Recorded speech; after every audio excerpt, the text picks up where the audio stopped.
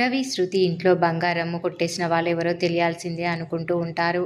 అలాగే బాలు నిజంగానే మంత్రించిన నిమ్మకాయ తెచ్చాడు అని నమ్ముతారు. మరోవైపు మీన కూడా అదే నమ్ముతుంది.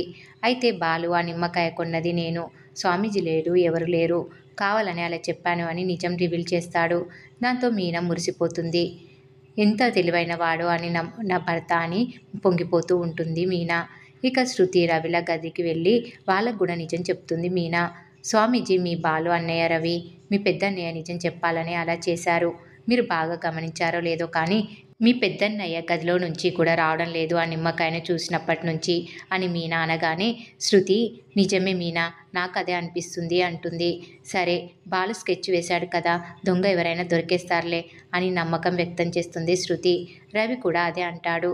మరోవైపు మనోజ్, ప్రభావతి చేతులు వంకరపోతున్నాయి, మూతి వంకరపోతుంది, నాకేదో అయిపోతుంది అని ఒకరిని ఒకరు చూసుకొని భయపడుతుంటే రోహిణి వచ్చి, మీరెందుకు భయపడుతున్నారు, బాలు అలా చెప్పి ఉంటాడంతే, గుడికే పోని బాలుకి పూజారి, స్వామీజీలు అవన్నీ ఎలా తెలుస్తాయి అంటూ తిట్టి భయపడొద్దు అని ధైర్యం కూడా చెప్తుంది.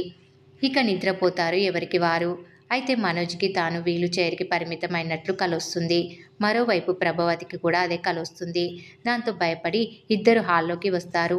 నిమ్మకాయ దగ్గరికి వస్తారు. ఆ చీకట్లో ఒకరిని చూసి ఒకరు భయపడి తేరుకొని ఆ నిమ్మకాయ సంగతి ఎలా అని చర్చించుకుంటూ ఉంటారు. అప్పుడే ప్రభావతికి కామాక్షి గుర్తొస్తుంది. కాల్ చేసి చిన్న స్వరంలో ఇంట్లో బాలు చేసిన పని గురించి చెప్తుంది ప్రభావతి. కానీ చిన్నగా మాట్లాడడంతో అవతల కామాక్షికి వినిపించదు సరిగ్గా. ఇక ఇక్కడితో ఈరోజు ఎపిసోడ్ కంప్లీట్ అవుతుంది. ఇక రేపటి ఎపిసోడ్లో ప్రభావతి, మనోజ్ ఇద్దరు నిమ్మకాయలు తీసి బయట కప్పెట్టేయాలని అనుకుంటూ ఉండగానే లైట్స్ వెలుగుతాయి. బాలు, సత్యం, శృతి, మీనా, రవి ఎదురుగా ఉంటారు. నిమ్మకాయలతో సహా దొరికేస్తారు.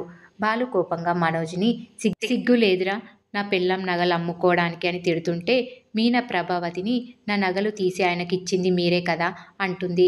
దాంతో ప్రభావతి కోపంగా, ఏం వాగుతున్నావే అని కొట్టబోతుంది. వెంటనే సత్యం ప్రభావతిని పట్టుకుంటాడు.